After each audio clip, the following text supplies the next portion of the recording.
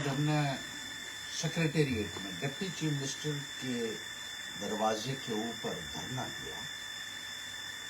मकसद ये था कि गैर कानूनी तरीके से जो ईंट के भट्ठे चल रहे हैं, जो स्टोन क्रशर चल रहे हैं, जो हॉट मिक्स प्लांट चल रहे हैं और एनवायरमेंटल लॉज का धड़ल्ले से उल्लंघन किया जा रहा है, नेचुरल रिसोर्सेज के साथ खिलवाड़ किया जा रहा है और पैसा कमाने के लिए जिस तरीके से सारा तंत्र मिला हुआ है उसका संज्ञान नहीं लिया जा रहा है। नेशनल ग्रीन ट्रिब्यूनल ने कहा कि ये स्टोन क्रशर्स इलीगल हैं।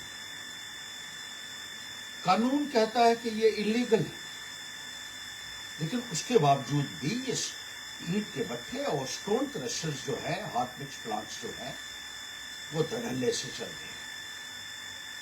ये सरकार के वक्त मंजूर नहीं हुए, ये बात सही। ये पुरानी सरकार के वक्त से इनको चलाया जा रहा है गैर कानूनी तरीके से, बगैर एनओसीज के चलाया जा रहा है। नेशनल ग्रीन ट्रिब्यूनल ने, जिसकी अध्यक्षता सुप्रीम कोर्ट के रिटायर्ड जज करते हैं, उन्होंने ये कहा कि बहुत भारी पैमाने के ऊपर इस किस्म के गैर कानूनी pollution creating units Jammu Kashmir में चल रहे हैं, इनको बंद किया जाना चाहिए। हमने पहले भी श्रीनगर में जाकर जो इस महकमे के मंत्री हैं, डिप्टी चीफ मिनिस्टर, उनसे आग्रह किया था कि इनको बंद किया जाए। वो आज भी उन्होंने ये दिलासा दिलाया है। ये सही है कि उनके वक्त में ये परमिशन नहीं हुई,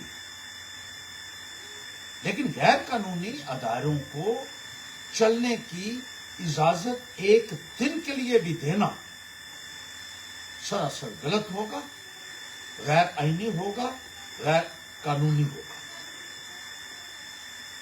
इन लोगों ने अधिकारियों के साथ मिलकर, वरिष्ठ अफसरों के साथ मिलकर, माइनिंग डिपार्टमेंट के अधिकारियों के साथ मिलकर, एडमिनिस्ट्रेशन के जो भ्रष्ट लोग हैं उनके साथ मिलकर ये नोट छापने वाले अदारे बनाए हुए हैं और इस बात का उन्हें कोई भी ऐसा लगता है कि लेना देना नहीं है कि लोगों की सेहत के ऊपर कितना इसका प्रभाव पड़ रहा है, किस तरीके से हेल्थ हैजर्ड्स बढ़ रहे हैं, किस तरीके से एयर क्वालिटी इंडेक्स जो है वो इतना खराब हो चुका है जितना आज तक नहीं हुआ है। हमारे चिरैनी में देख लीजिए, बाई में एक स्टोन क्रशर है, वो स्टेट लैंड के ऊपर लगा हुआ था। लोगों ने एतराज किया, वो बंद हुआ, लेकिन चंद महीने पहले एक एडीसी थे उधमपुर में, उन्होंने इजाजत दी। कैसे इजाजत दी ये सारे लोग अच्छे तरीके से जानते हैं। बगैर एनओसी के उसको इजाजत दे दी गई और लोगों में एक भारी रोष इस बात को लेकर है कि उस एरिया में कैसे स्टोन क्रशर को इजाजत दी गई है जहां एक भी नॉर्म को वो स्टोन क्रशर फुलफिल ही नहीं करता है। इसी तरीके से बिरवा पुल है उधमपुर में, पुल के पास ही एक क्रशर को लगाने की इजाजत दे दी। पहले वो बंद भी हुआ था, कैसे वो चालू हुआ है, किसने उसको इजाजत दी है। और जब वो क्रशर चला तो वहां जो पुल था वो पुल वहां पानी के साथ ही बह गया, क्योंकि उस पुल के पास इतनी ज्यादा एक्सकवेशन की गई थी, इतनी ज्यादा खुदाई की गई थी, इतनी ज्यादा डिगिंग की गई थी कि वो पुल रुक ही नहीं सका। और पुल बह जाने के बाद भी एडमिनिस्ट्रेशन के कानों में जूं तक नहीं रहेंगी और वो बिरवा पुल के पास जो क्रशर लगा हुआ है वो धड़ल्ले से वैसे ही चल रहा है। इसी तरीके से जगानू के पास है कि चौंपल नाला में सड़क के ऊपर ही क्रशर लगा दिया गया है। शुद्ध महादेव में एक क्रशर लगाया हुआ है, एक हॉट मिक्स प्लांट लगाया हुआ है। शुद्ध महादेव जो आस्था का एक बहुत बड़ा केंद्र बिंदु है, उसको पॉल्यूट करने का पूरा इंतजाम किया गया है, क्योंकि पैसे वाले लोग हैं, मैन्यूवरिंग कर सकते हैं। इसलिए इनको कोई पूछने वाला नहीं।